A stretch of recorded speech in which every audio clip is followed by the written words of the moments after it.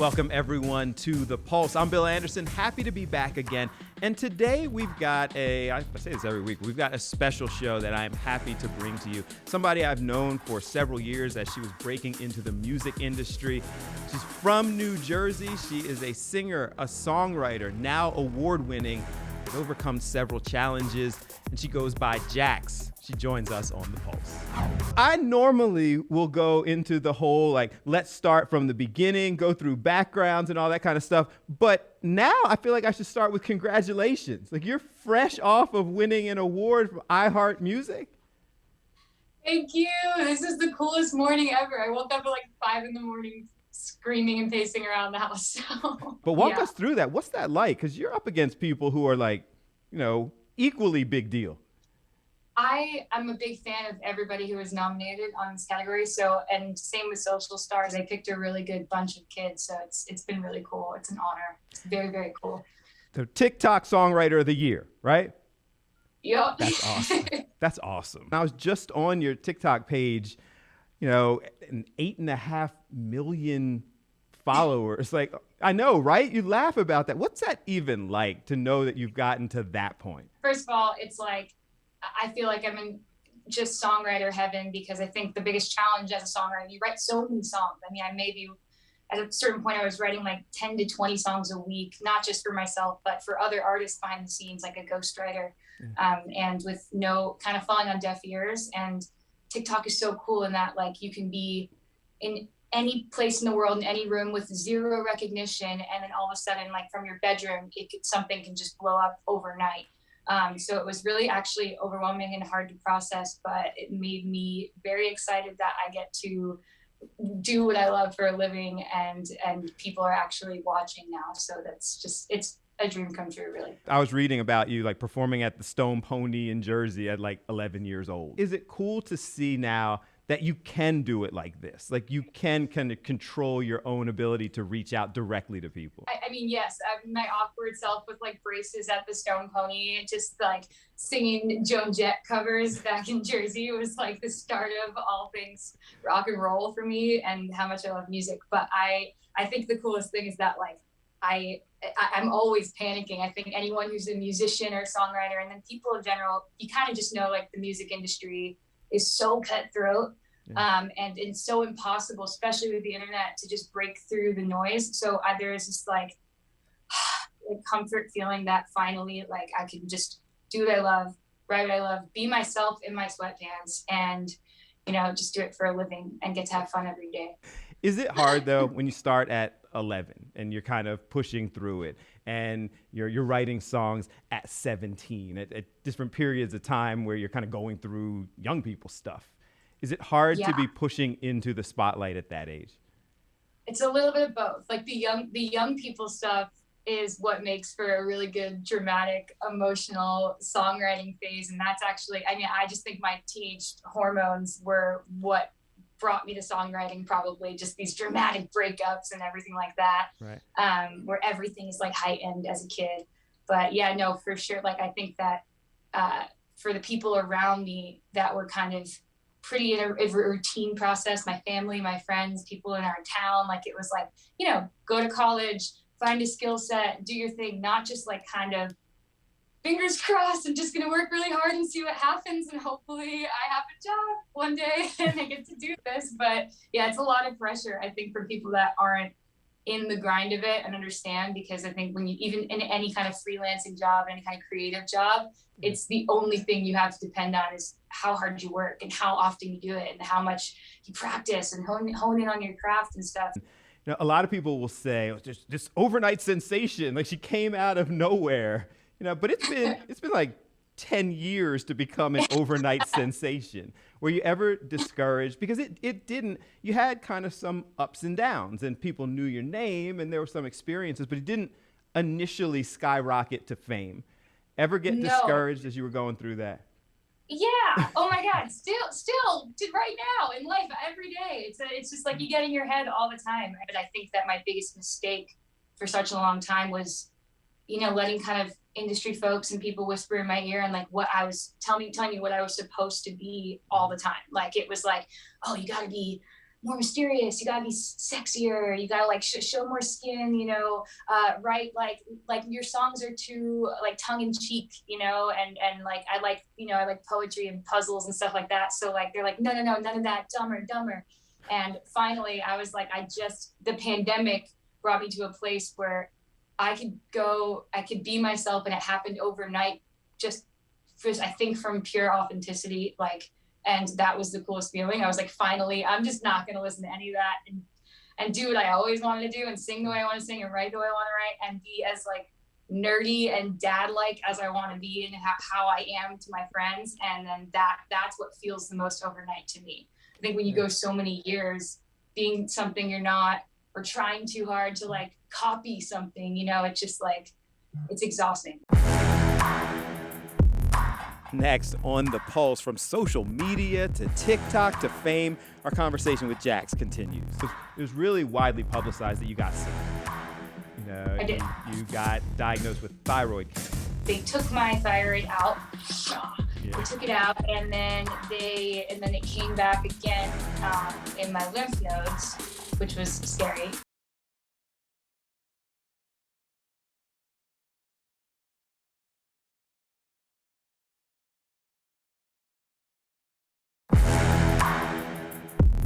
Welcome back to The Pulse. Today we're spending some time with singer, songwriter, we're calling her TikTok famous, award-winning Jax. Let's get back to the discussion. It does feel like the real you, the authentic you, the person who was fine sitting in a back room, with dogs barking and just singing along.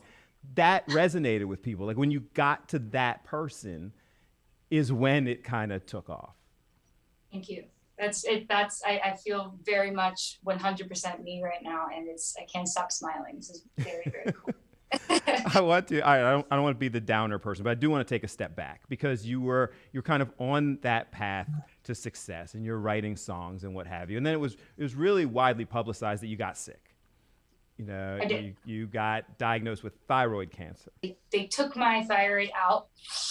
Yeah. They took it out, and then it came back again in my lymph nodes, which was scary. At the end of the day, it was like such a good wake-up call for me as a young person. When you're 20 and 21, you're just not really thinking about your body as a temple and stuff like that. So I took a deep breath, and I actually used the time in recovery and to get into remission with that by not writing songs for me, just writing songs for everyone else behind the scenes and not telling anyone. I kind of just crawled into a little hole, was a little depressed for a second and freaked out. So was my family. And then what got me through it was just writing and writing and writing and keeping my mind occupied. But while you're going through that, the singer part of it, you at least thought was in jeopardy.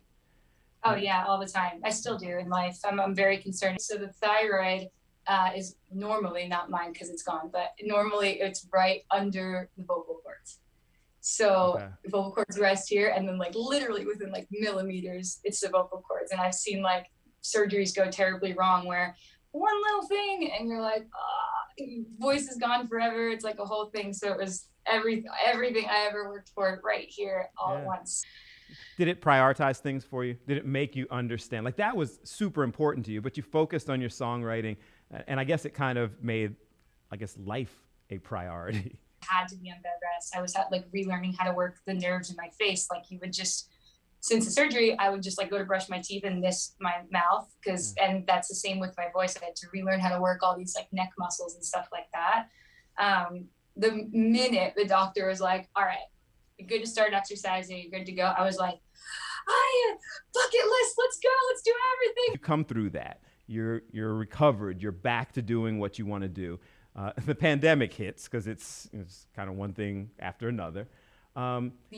Did that drive you to focusing on the social media? When the pandemic hit, everybody was out of the studio, not a single person. Maybe like sometimes you were writing songs on Zoom, but it was not paying the bills at all. So I was collecting unemployment, watching a lot of Tiger King, a lot of Love Island, and I was like, I have to do something. I had to put my music out there or some sort of music out there because what am I going to do? Like, what if this pandemic never ends? We thought it would last for 2 weeks, but now it's like 6 months in and you're freaking out. So I started like just putting things on TikTok and not really knowing how the app worked at all. kind of like taking myself a little seriously too, like what I was talking about before, being like just too cool for school kind of thing. And Right. then eventually I put out Stacy's Mom from Stacy's Mom's Perspective. Stacy, why is your boyfriend being super weird? So I put that out and literally went to bed with 1,000 views on it. And it like woke up with like 10 million views on the freaking song.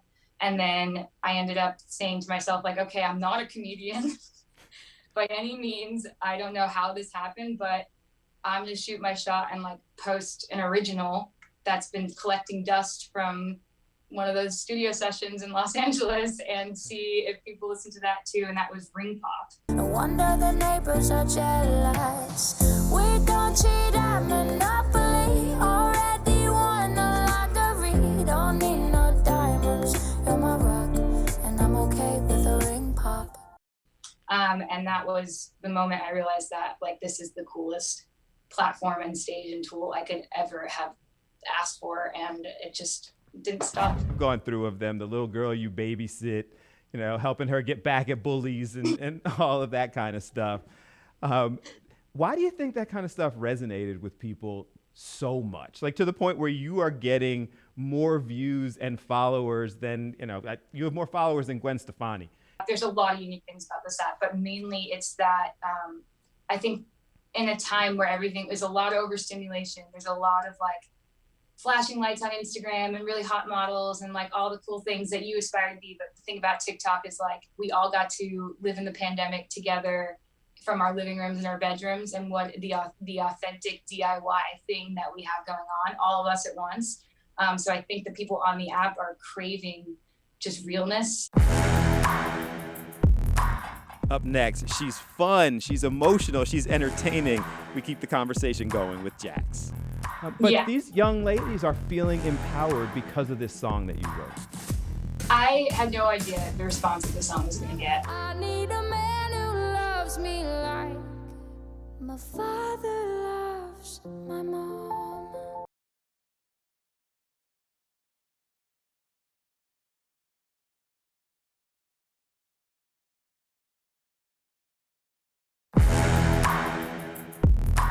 So much energy, enthusiasm, and just a positive spirit. I'm enjoying sharing the discussion with Jax.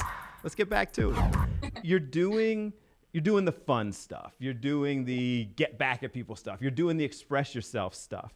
And then you get to Like My Father. I need a man who's patient and kind, gets out of the car and holds the door. I wanna slow dance in the living room like we're 18 and sing your prom and grow. Tell me about that. Like how you got to that process and the impact that had, because it's had significant impact.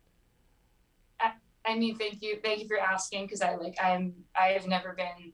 It's hard. I write a lot of pop songs and stuff like that, and it's sometimes harder to connect to some than others. But for that song specifically, I was up for days straight when I wrote it, just out of pure excitement, because for me it was like a perfect balance of like, here's what I want to inspire the world with, like here's what I want people to kind of strive for in the happiness in a relationship, but I also want to tell my own individual story and share my own experience with what I grew up with and what my parents are, even if it might be different from somebody else's parents. And I was kind of nervous that like not everybody would connect in that way, because my parents are really unique. You've met them, they're grossly in love. And then as I got older, I was like, oh God, this is what I want. Like this is it. Like to be in an adult relationship where the love just grows as you grow, and just the stupid stuff like the dirty post-it notes and like the faking Scrabble stuff and burning dinner and all the things that like kind of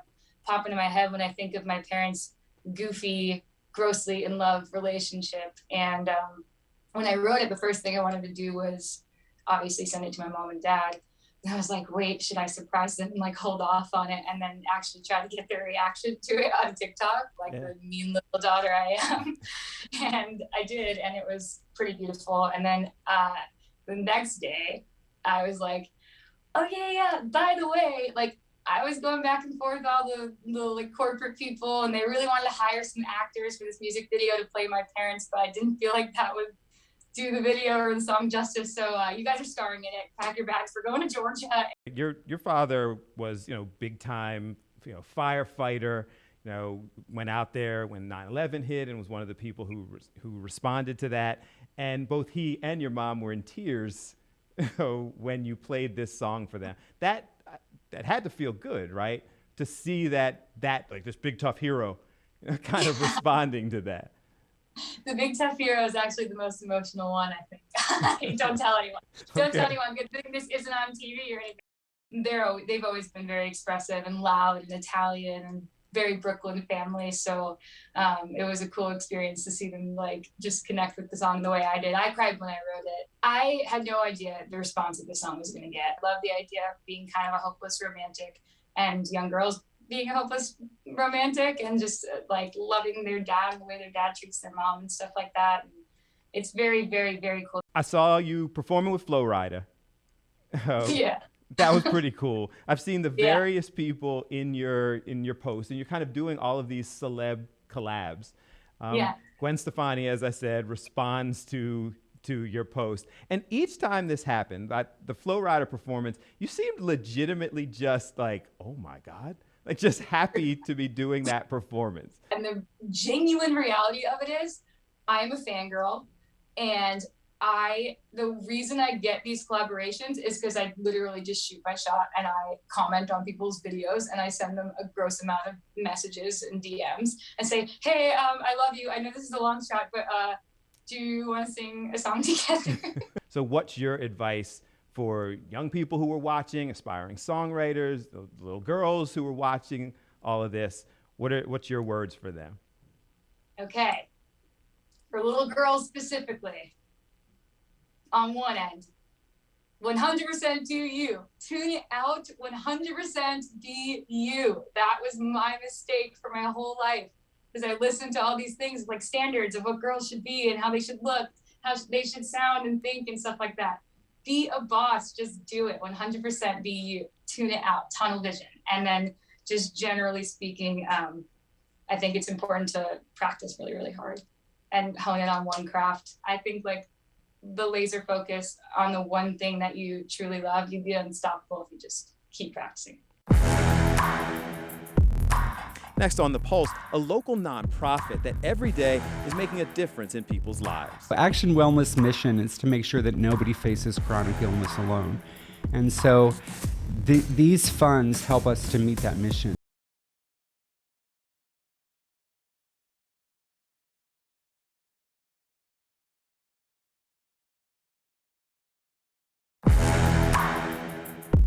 We're going to shift gears just a little bit. There's so many great things going on, and we want to try to share that information with you. So we're happy to welcome Kevin Burns, the Executive Director of Action Wellness, into the studio here on The Pulse.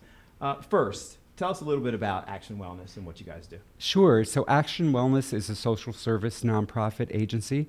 Our focus is primarily on providing services to people with HIV disease, but we also serve people with other chronic illnesses. The focus of our services is around removing barriers that people experience accessing primary medical care, medications, health insurance, housing, transportations. And our job is really to remove those barriers so that people can achieve wellness. One of those things that's exciting, is cool, in the event you've got going on, Dining Out for Life. What is Dining Out for Life? Yes, so Dining Out for Life is a unique partnership that Action Wellness has with the restaurant community here in Philadelphia. This is our 32nd year doing it. It has grown over the years, and basically what restaurants very generously do is on the night of Dining Out for Life, which this year is Thursday, April 28th, they contribute back a percentage of their proceeds from food sales from that night, back to Action Wellness. And then diners also have an opportunity to make individual donations to us as well. There's a lot of restaurants who participate in this. There are. This year we're a bit over 50 right now. We're hoping to get the number up a little bit more. We're still sort of bouncing back from the pandemic. Are there still opportunities for restaurants who want to participate to get on board? Absolutely. It's never too late, right? They can call us and we'll be happy to work with them to get them on board. We'll be doing a lot of social media posting, and we'll be happy to promote their restaurants. And our goal is to fill all the restaurants up so they have a really good night. The proceeds go to Action Wellness. They do. Any specific program or just the general good work that you're doing? The biggest program that this event supports is our Volunteer Buddy program. So that is a program that we completely support through donations and fundraising events. That program has about 300 volunteers who provide one-on-one support to our clients. So they have weekly contact, phone contact, they get together, maybe cook a meal together, go out to a movie, and it's meant to provide practical and emotional support. If something happens and you can't participate in Dining Out for Life this particular time, there are still ways that we can be supportive of the organization? Absolutely. So we're always looking for volunteer buddies. So come and work with us and get to know our clients. We have an Amazon wish list of things that our clients need so they can, and we're part of the Amazon Smile program. So when they purchase things, if they identify us as the charity, some of those funds come back to us as well. Tell people why they should be supportive of the organization as a whole, why it's so important to Dine Out for Life. Action Wellness mission is to make sure that nobody faces chronic illness alone. And so these funds help us to meet that mission and to achieve the vision of all of our clients, whether they're HIV or have chronic illness, can achieve wellness and live happy, full lives. So we need your help to do that, and we're very grateful for the support that we get. So you can reach us directly at 215-981-0088. You can visit our website, actionwellness.org. There's a list of all the participating restaurants on our website, but you can also send us a message, and we'll get back in touch with you about opportunities of how you can work with us. I enjoy all of these discussions, and I hope you do as well. So thank you so much for watching. Remember, you can hear the entire unedited interview on podcast, all places that podcasts are available, and we will see you next week on The Pulse.